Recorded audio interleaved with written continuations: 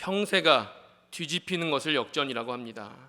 지고 있다가 이기는 것, 이기고 있는데 이기는 것이 아니라 지고 있다가 이기는 것, 패배할 것 같은데 승리하는 것, 이것이 역전입니다.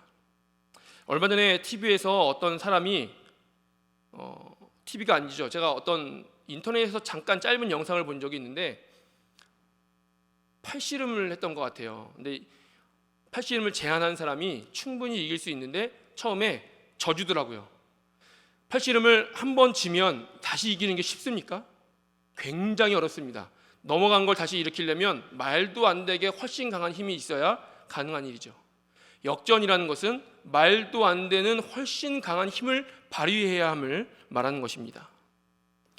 역전이라는 말을 들으면 어떤 것이 생각나시나요? 방금 제가 말씀드린 것처럼 팔씨름이 생각날 수도 있고요. 지금은 글쎄요, TV를 제가 잘 안 봐서 그런지 예전에는 명절이 되면, 특히 추석이 되면 씨름을 자주 했던 것 같습니다. 저는 젊어서 그런지 그 재미도 없는 씨름을 저희 아버지가 하도 보시는 바람에 저도 자주 봤던 기억이 나는데요. 저는 씨름을 잘 모르지만 씨름의 어떤 용어나 기술들 이런 것들이 많이 있는데, 하지만 씨름을 보는 이유, 씨름에서 가장 통쾌한 부분은 어떤 부분입니까? 뒤집기 한 판 아닙니까? 뒤집기 한 판. 그런 면에서 유도도 마찬가지입니다. 유도가 저 잘 몰라요. 생긴 것답지 않게 잘 모릅니다.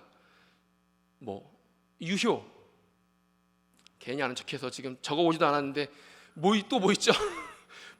절반 이런 게 있는데, 결국엔 뒤집기 한 판이면 끝나는 거 아닙니까? 뒤집기 한 판에서 한 판 점수 1점을 누가 먼저 내느냐가 승리의 관건입니다. 아무리 지고 있어도 역전할 수 있는 발판이 있는 것이죠. 그 역전에 가능성이 있는 것입니다. 불리한 전세를 역전시키는 것은 보통 어려운 일이 아닙니다. 그렇기 때문에 항상 역전을 시키려면 비장의 무기가 있어야 되죠. 이 비장의 무기를 내가 지고 있기 때문에 비장의 무기를 발휘할 것이라는 것을 들키면 됩니까? 안 됩니까? 안 되죠. 비장의 무기는 몰래 하는 겁니다. 안 할 것처럼, 나도 까먹은 것처럼 상대방도 방심시킨 후에 해야 되는 것이지, 내가 비장의 무기를 꺼낼 거야 라는 것을 풀풀 풍기면서 하면 누가 당합니까?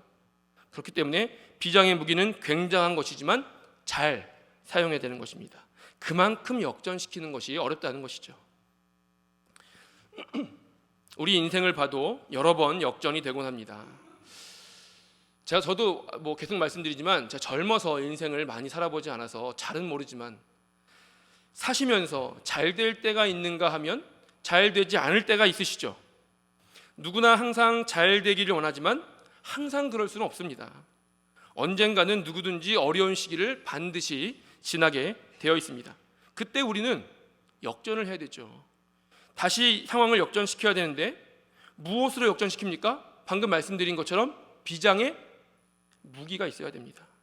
그냥 가만히 손 놓고 있으면 아무도 역전시켜주지 않습니다. 비장의 무기가 있어야 되죠. 우리 인생의 비장의 무기는 누구실까요? 당연하지만 하나님입니다. 하나님이 계시기 때문에 우리 삶에 역전이 있습니다. 하나님이 계시기 때문에 우리가 역전을 기대할 수 있는 것이고, 하나님을 의지하기 때문에 우리 삶에 역전이 가능한 것이죠. 태초에 하나님께서 천지를 창조하시고 마지막 날 인간을 창조하셨습니다. 인간을 어떻게 창조하셨죠? 창세기 1장 27절에 보니까 이렇게 말씀하시죠. 하나님이 자기 형상, 곧 하나님의 형상대로 사람을 창조하시되 남자와 여자를 창조하시고. 누구의 형상대로 창조하셨죠? 하나님의 형상대로 창조하셨습니다. 그래서 인간이 모든 만물보다 우등한, 표현이 조금 이상할 수 있는데, 모든 만물보다 잘난, 괜찮은 그런 존재인 것이죠. 그래서 하나님의 명령대로 온 세상을 다스리게 되었습니다. 그렇게 좋은 날만 있으면 좋겠는데 어느 날 마귀가 뱀을 통해서 인간을 유혹하게 됩니다. 잘 나가던 인간의, 우등한 존재였던 인간의 삶에 시련이 다가옵니다. 이 시련이 잠깐 왔다 지나가는 시련입니까? 인류의 중대사를 결정할 만한 중요한 위기입니까? 중요한 위기입니다. 마귀를 만난 인간은 생명의 존재에서 무려 사망의 존재가 됩니다. 끝에서 끝으로 변하게 되는 것이죠. 저주를 받게 되었습니다. 그렇다고 하나님과의 관계가 사실은 죽은 존재, 영원히 죽을 수밖에 없는 존재이지만 사실상 영원히 끊어진 것은 아닙니다. 다시 하나님 앞에 나아갈 수 없는 것은 아니었습니다. 하지만 죄가 인간을 다스리는 그런 형국이 되었고 인간의 삶은 어려움을 맞이하게 되었습니다. 그렇게 영원히 저주의 삶을 살아갈 것 같았지만 인간의 삶이 역전을 할 수 있는 기회가 마침내 찾아왔습니다. 유대인들이 하나님의 백성이라고 자부했지만 실제로는 하나님의 백성으로서의 삶을 살지 않았죠. 그리고 이방인들도 하나님을 믿을 수 있다고 하지만 실제로 이방인들이 하나님을 믿는 수가 성경에 나온 게 다는 아니지만 거의 전무합니다. 있기는 있지만요, 거의 셀 수 있을 정도입니다. 그 확률은 매우 적습니다. 그러나 이제는 누구든지 하나님 앞에 나아갈 수 있는 문이 열리지 않았습니까? 그 비장의 한 수가 무엇입니까? 아시잖아요? 예수님이 오신 것입니다. 예수님이 오신 것이 아무렇지도 않게 유초등부에 가서 예수님이 하나님의 아들이야, 우리를 위해 이 땅에 오셨어, 믿으면 천국 가, 이렇게 쉽게 말할 만한 것이 아니죠. 우리 인류의 역사를 바꾼, 죽을 수밖에 없는, 영원히 저주를 받을 수밖에 없는 우리 인류를 인생의 역전을 일으키는 유일한 한 가지 방법이 아닙니까?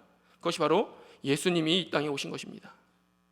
나락으로 떨어졌던 인간의 삶이 예수님으로 인해서 다시 성공적인 삶이 되었습니다. 죄의 자리에서, 사망의 자리에서 벗어날 수 없었지만 한 가지 유일한 빛이 생겼는데 그것이 바로 예수님, 생명의 자리로 나아갈 수 있는 길이 열리게 된 것입니다. 그리고 이 예수님을 보내주신, 유일한 방법을 보내주신 분이 바로 하나님이신 것이죠. 이렇게 기독교를 이해해야 되는 것이죠. 우리 삶에 있어서 역전의 비장의 무기는 오직 하나님밖에 없습니다. 우리의 여러 가지 재주와 여러 가지 경험과 여러 많은 것들이 있지만 그런 것들도 이용되지만 궁극적으로 우리에게 가장 중요한 한 가지 수는 하나님이십니다. 왜 이런 말씀을 드리는가? 오늘 에스더서를 통해서 역전의 하나님을 발견하고 하나님이 나의 하나님이 되는 그런 시간을 함께 누리시면 좋겠습니다. 먼저 에스더서의 내용을 우리 다 아시겠지만 간단히 한번 나눠보겠습니다. 좀 길죠. 에스더서는 10장밖에 되지 않지만 내용이 참 많습니다. 먼저 북이스라엘이 멸망한 후에 BC 722년이죠. 약 130년에서 140년 정도가 지난 후에 남유다가 멸망합니다. 남유다가 멸망할 당시 포로로 끌려간 사람들은 처음이 아니었습니다. 벌써 세 번째 포로였습니다. 세 차례 쳐들어와서 세 차례 포로가 생겼거든요. 이미 두 번의 포로가 먼저 끌려갔고 세 번째 포로가 끌려가면서 남유다가 멸망을 하게 되었습니다. 그리고 남유다를 멸망시켰던 바벨론, 그 바벨론을 또 멸망시킨 페르시아, 우리 성경에는 바사라고 되어 있죠. 이 바사 나라가 메소포타미아 지역을 점령하고 있었고 신흥 강국으로 떠올랐습니다. 그때 이 바사, 페르시아의 왕은 우리가 성경에서 나와서 알고 있는 바로 고레스 왕이죠. 고레스가 왕이 되면서 인도에서 구스까지, 구스는 오늘날 아프리카의 에티오피아입니다. 인도는 어디입니까? 딱 인도, 에티오피아 하면 머릿속에 그려지시나요? 지도를 한번 준비했습니다. 저기 여러분이 보시는 왼쪽에 빨간 점이 인도의 시작입니다. 그리고 아마 저희가 파키스탄일 것 같아요. 그리고 여러분 보시는 오른쪽에 밑에 아프리카의 시작점, 저희가 바로 빨간 점이 에티오피아입니다.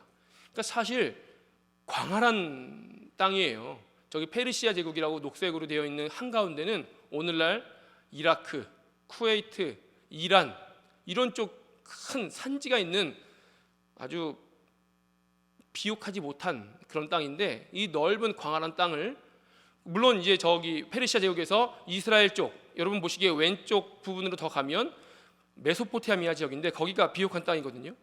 그곳을 누가 점령하냐가 관건인데 그곳을 바로 지금 페르시아가 점령한 것입니다. 페르시아의 후손이 오늘날 이란이거든요. 그래서 지도에 보시는 것처럼 인도부터 구스까지 점령하고 있었습니다. 지금 이 지도를 보여드린 이유는 저만큼 넓다라는 것을 말씀드리는 것인데, 그 넓은 땅을 다스리면서 각 나라 사람들에게 강하게 휘어잡은 것이 아니라 각 나라 사람들에게 자치권을 부여했습니다. 그리고 이스라엘은 다시 한번 가나안 땅으로 돌아가려고 합니다. 가나안 땅으로 돌아갈 때도 한 번에 돌아가는 것이 아니라 세 번에 나눠서 돌아갑니다. 그런데 이미 포로로 끌려온 지 70년이 지났잖아요. 70년은 매우 긴 세월입니다.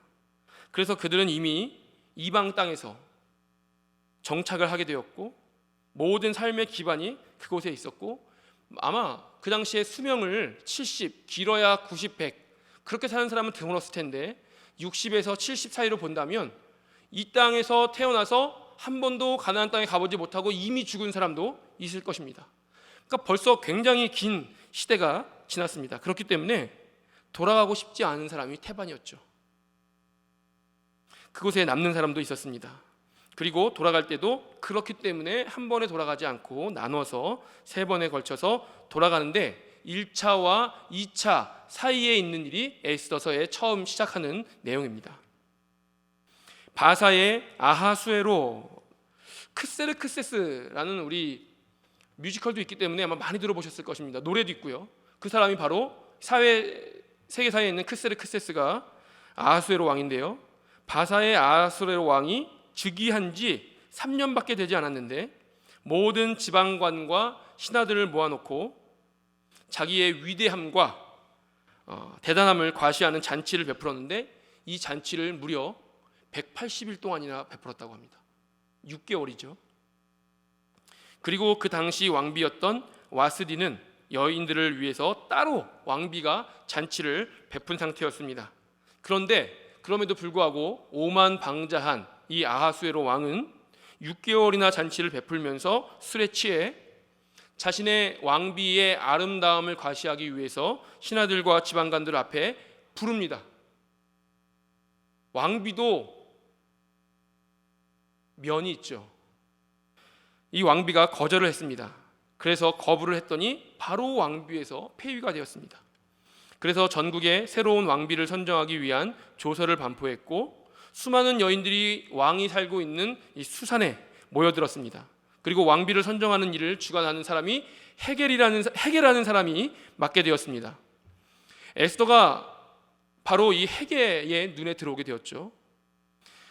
남유다가 바벨론에 2차 포로로 끌려갈 때, 2차 포로로 바사로 끌려갈 때 끌려온 사람 중에 한 명이 바로 모르드게라는 사람이 있었는데, 이 모르드게에게는 용모가 단정하고 아리따운 사촌 동생이 한 명 있었습니다. 그 사람이 바로 에스더죠. 그런데 에스더는 부모님이 계시지 않아서 나이가 훨씬 많은 사촌 오빠인 모르드게가 길러주었습니다.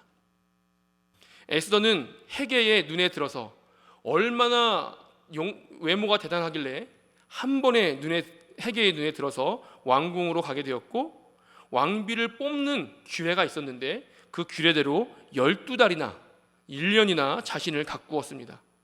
그리고 12달이 지난 후 여러 수많은 후보자들이 있었는데 왕이 에스더를 보자마자 눈에 들어서 바로 왕비로 발탁을 하게 됩니다.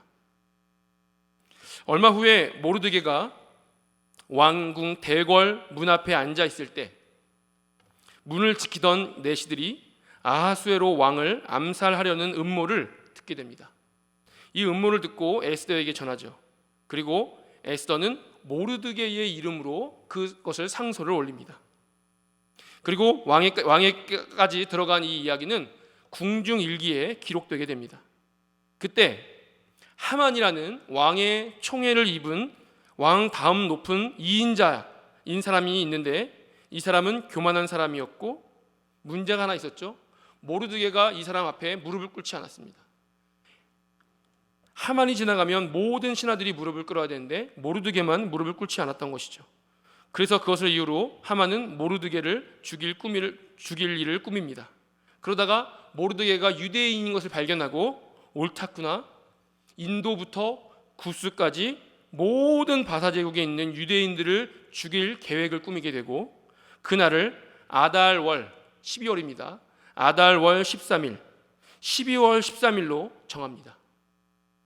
이 말을 듣고 모르드게가 옷을 찢고 굵은 베옷을 입고 죄를 뒤집어 쓰고 통곡을 하고 있을 때 에스더가 이 이야기를 듣게 되죠. 너무 자세한 이야기 너무 길기 때문에 빨리빨리 말해도 이렇게 깁니다. 에스더가 이야기를 듣고 그래서 에스더가 왕에게 나아가기로 다짐을 하죠. 이 당시에 왕이 부르지 않는데 누군가가 왕 앞에 나가면 어떻게 되죠? 죽습니다. 왕이 불러야 왕 앞에 나갈 수 있는데 한 가지 방법은 왕이 자기의 금지팡이를 내어주면 그 금지팡이를 잡고 왕 앞에 나갈 수 있었는데 그런 방법이 있지만 누가 그런 방법이 있다고 해서 옳다구나 하고 그 방법을 사용합니까? 될지 안 될지도 모르고 죽는 것과 마찬가지입니다. 아무도 사용하지 않습니다. 하지만 에스더는 온 유대인과 또 에스더와 함께하는 신하들에게 3일 밤낮을 아무것도 먹지 않고 금식할 것을 반포한 후에 죽으면 죽으리라는 각오로 왕 앞에 나아가죠. 그리고 왕의 총애를 입은 에스더는 왕을 위해서 2번이나 잔치를 엽니다.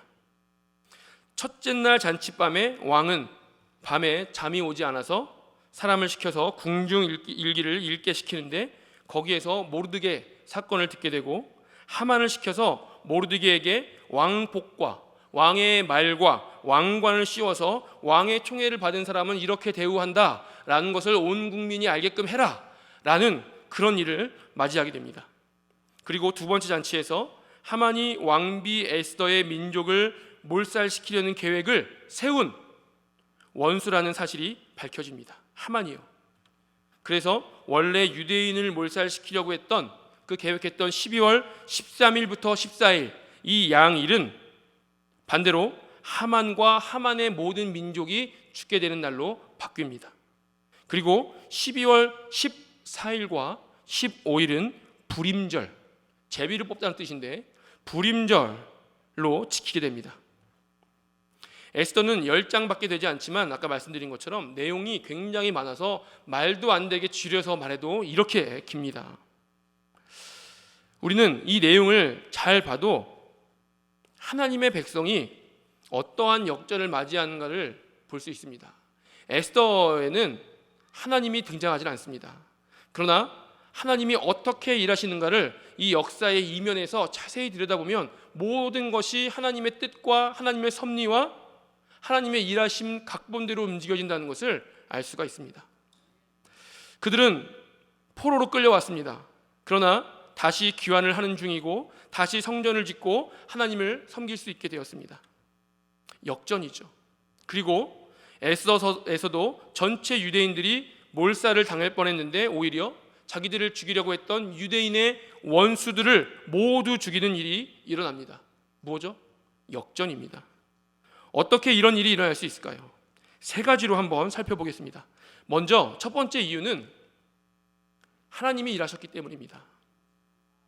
하나님께서 사람에게 은사를 주시고 좋은 환경을 주셔서 사람이 일을 한다 하더라도 하지만 그래도 순간순간 하나님의 손이 우리와 함께 하신다는 것을 우리가 부정할 수 있습니까? 어떻게 모르드게가 왕을 암살하려는 음모를 들을 수 있었을까요? 하나님의 은혜입니다. 만약 이 음모를 듣지 못했다면 아무 일도 일어나지 않았겠죠. 모르드게가 아무리 용맹해도 아무리 신앙이 좋아도 아무리 지혜가 있어도 아무리 뛰어나도 그 음모를 들었기 때문에 죽음의 위기에서 벗어날 수 있었고 역전을 맞이할 수 있었습니다. 우리는 에스더를 통해서 하나님께서 우리의 삶의 곳곳에 아무리 작은 것이라도 개입하신다. 아무리 작은 찰나의 순간순간이라도 함께 하시고 허투루 여기시지 않는다는 것을 우리가 알 수 있습니다. 자칫 하나님의 개입을 당연한 일상으로 여기실 수도 있습니다. 결정적인 하나님의 손길을 인식조차 못할 수도 있습니다. 모르드게도 마찬가지죠. 왕의 암살 소식을 들은 것을 하나님이 도와주셨다라고 못 느낄 수도 있습니다. 그러나 느꼈든 못 느꼈든 알았든 몰랐든 중요한 것은 그 순간 그 자리에도 하나님이 함께 하셨기 때문에 모르드게가 은혜를 입은 것을 알았든지 몰랐든지 모르드게는 은혜를 입은 것이고 그 모든 것이 하나님의 개입이 발단이었다는 것을 우리가 알 수 있는 것이죠. 뿐만 아니라 에스더가 왕과 하만을 잔치자리에 초대하고 첫날 잔치 후에 갑자기 왕이 웬일로 잠이 오지 않았습니다. 잔치를 벌이고 술자리가 있었는데 어떻게 잠이 오지 않을 수가 있습니까? 하지만 이 왕이 잠이 오지 않아서 역대 궁중일기를 읽어라 라고 시켰죠. 마침 모르드게가 활약한 부분을 읽었습니다. 왕궁 궁중일기가 도대체 얼마나 두껍고 몇 권이겠습니까? 이 모든 것이 하나님의 손길이 아닐 수가 없습니다. 왕이 마침 잠이 오지 않았죠. 마침 그 부분을 읽었습니다. 사실 모르드게는 아무것도 알지 못한 채 하만의 집에 있는 50규빗이나 되는 나무 장대에 매달려 죽을 예정이었습니다. 50규빗이라는 것은 25m거든요. 그러나 그 25m는 모르드게를 거는 것이 아니라 하만을 걸게 되었죠. 이 모든 것이 단지 모르드게의 지혜, 재치, 용맹입니까? 하나님의 일하심, 모든 순간을 놓치시지 않는 하나님의 일하심, 하나님의 깨어있으심, 모든 순간순간을 개입하시는 하나님의 은혜입니다. 그것이 모르드게와 에스더와 유대 민족 가운데 역전을 일으키시는 것이죠. 이 역전을 경험하는 저와 여러분이 되시면 좋겠습니다. 두 번째로는 나라를 위한 모르드게의 마음과 신앙이었습니다. 하만이 왕의 신임을 얻고 모든 대신보다 높은 자리에 앉게 되었습니다. 하만이요, 원수 하만이요. 그리고 모든 신하들은 하만 앞에 절을 하게 되어 있었습니다. 그러나 모르드게는 하만 앞에 절은커녕 무릎조차 꿇지 않았습니다. 왜 그랬을까요? 두 가지 정도로 살펴볼 수 있는데, 하나는 하만 앞에 꿇어 절을 한다라는 단어가 하나님 앞에 경배한다, 예배한다라는 단어라고 합니다. 철저한 신앙이었던 모르드게는 하만 앞에 그런 엎드림을 할 수 없었던 것이죠. 그러나 여기서 더 강조하고 싶은 것은 하만이 누구냐는 것입니다. 하만은 아각 사람 함무다다의 아들이었습니다. 아각 사람은 무엇일까요? 아각이 누군가 하면 하나님께서 예전에 사울 왕에게 아말렉을 전멸시켜라 라고 했을 때 전멸시키지 않았죠. 그때 그 아말렉의 왕이 아각입니다. 하만은 아말렉 사람이었던 것이죠. 이스라엘이 출애굽할 때 광야에서 이스라엘과 전쟁을 벌였던 아말렉을 두고 하나님이 이렇게 말씀하셨습니다. 여호와가 내가 아말렉과 더불어 대대로 싸우리라. 이스라엘이 싸우는 것 같지만 누가 싸워주시는 것이죠? 하나님이 싸우시는 것입니다. 이것을 믿든 안 믿든 하나님은 하나님의 일을 하시는 것이죠. 하나님께서 이스라엘과 함께 아말렉과 싸워주신다고 말씀하셨습니다. 그렇기 때문에 모르드게는 하만에게 절은커녕 무릎조차 꿇을 수 없었던 것이죠. 하만은 왜 유대인 모두를 전멸시키려고 했을까요? 자신에게 굽히지 않은 모르드게가 유대인이어서 그렇습니까? 아닙니다. 마침 모르드게가 유대인임을 발견한 것입니다. 아말렉의 원수, 유대인의 원수가 아말렉인 것처럼 아말렉의 원수 유대인을 마침 우연히 발견한 것이죠. 하지만 누가 이겼습니까? 권세자였던 이인자였던 하만이 이겼습니까? 아니면 아무런 힘도 없는 말단 임원이었던 모르드게가 이겼습니까? 역전이 일어났습니다.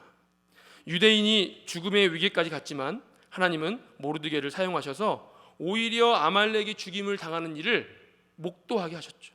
역전입니다. 마지막 세 번째는 에스더의 용기입니다. 우리 첫 번째가 무엇이었죠? 하나님이 일하신 것, 하나님의 개입입니다. 두 번째는 나라를 위한 모르드게의 마음과 신앙, 세 번째로 에스더의 용기입니다. 이 당시 왕이 부르기 전에는 절대로 왕 앞에 나아갈 수 없었지만 에스더가 앞에 나아갔고 감사하게도 왕이 금 지팡이를 내놓았기 때문에 에스더가 그 끝을 잡아야 돼요. 또 끝을 잡고 왕 앞에 나아갈 수 있었습니다. 아무리 하나님을 믿는다고 하더라도 그 절체절명의 순간에 모든 민족에게 3일 동안 금식하라고 선포하면 됩니까? 그게? 이 믿음이죠. 될 걸 된다고 생각하면 믿음입니까? 될지 안 될지 모르는 것을 믿음으로 뛰어드는 것이 믿음이죠. 그 모습을 에스더가 보여준 것입니다. 실제로 그때 이미 에스더는 왕 앞에 나아가지 못한 지, 왕이 부르지 않은 지, 왕 얼굴을 못 본 지 30일이 지났다고 합니다. 얼마나 절망적인 상황입니까? 하지만 에스더는 왕 앞에 나아갑니다. 하나님을 의지하고 용기를 내어 나아가는데 성경을 보니까 이렇게 말씀합니다. 왕이 왕좌에 앉아서 뜰 맞은편 문 쪽을 바라보고 있었는데 그 뜰에 누가 있었죠? 에스더가 있었습니다. 누가 하시는 것입니까? 우연일까요? 하나님 하신 것이죠. 그때 하나님이 왕의 마음을 움직여서 에스더의 모습을 매우 사랑스럽게 보도록 하셨다라는 말이 성경에는 없지만 충분히 알 수 있는 상황입니다. 그리고 금지팡이를 내밀어서 에스더는 목숨을 건질 수 있었고 오히려 그것이 발단이 되어 죽음의 위기에서 원수를 제거하는 길로 나아가게 된 것이죠. 오늘 유대인들이 역전을 이룬 세 가지 요인은 하나님의 일하심, 모르드게의 하나님을 향한 신앙과 나라를 위한 마음, 세 번째로 에스더의 용기입니다. 하나님은 모든 것을 하실 수 있지만 사람을 통해서 일하십니다. 이 셋 중에서 한 가지라도 없었더라면 유대인의 역전은 없었을 것입니다. 절대적인 하나님의 손길, 지금도 살아계셔서 우리와 함께 하시고 우리를 통해 일하시기 원하시는 하나님의 손길, 그리고 인간의 최선, 이것이 하나님의 역전을 이루어내는 것이죠. 역전을 경험하는 우리 서대전교회가 되기 원합니다. 역전의 주인공이 되는 저와 여러분이 되시기 원합니다. 하나님은 에스더 시대에도 순간순간 모든 찰나의 경우에 함께 하셨고 지금도 여전히 마찬가지로 모든 순간과 시간마다 함께 하십니다. 때로는 절망적인 때도 있고 때로는 포기해버리고 싶을 때도 있고 때로는 말도 안 되는 어려움 가운데 처해 있을 수도 있지만 그것을 뒤집어 엎으시는 분이 하나님이시죠. 그래서 우리에게 희망이 있는 것 아닙니까? 그래서 우리가 하나님을 바라볼 수도 있는 거 아닙니까? 우리 삶이 정같지 않으십니까? 신앙이 정같지 않으신가요? 연일 들려오는 좋지 않은 뉴스들, 경제적인 어려움들, 정치권의 싸움, 삶의 어려움, 많은 것들이 있으시죠. 또 우리가 말하지 못하지만 속사정들이 많이 있으실 것 아닙니까? 그런 어려움 가운데에서 하나님을 바라볼 때, 믿음의 눈으로 바라볼 때 일하시는 하나님을 발견하시는 저와 여러분 되시기 원합니다. 그래서 하나님으로 인해서 이루어지는 역전이 우리의 역전이 되고 우리 서대전교회에 속한 모든 성도님들의 삶이 역전의 삶이 되시기를 바랍니다.